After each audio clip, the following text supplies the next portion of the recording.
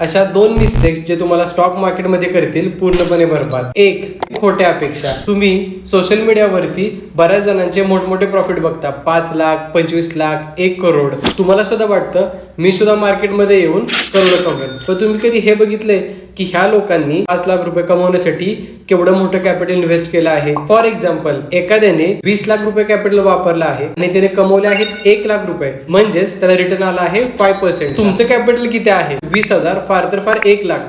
1 लाखावरती 5%चा return ते झाले 5,000. आता हा 5,000 आकडा तुम्हाला खूप लहान वाटतो, कारण तुम्ही मोठमोठे लाखोंचे आणि करोडांचे प्रॉफिट बघितलेले आहे. हे मोठे प्रॉफिट काढण्याच्या हट्टापायी तुम्ही लॉस करून घेता व तुमचं कॅपिटल तुम्ही गमवून बसता. दुसरी मिस्टेक म्हणजे ओव्हर ट्रेडिंग. झालेला लॉस रिकव्हर करण्यासाठी पुन्हा ट्रेड घेता किंवा लाखोंचे प्रॉफिट बघून ओव्हर ट्रेडिंग करता व ब्रोकरेज चार्जेस, लॉस ह्याच्या मिळून तुमचं कॅपिटल पूर्णपणे संपून बसता.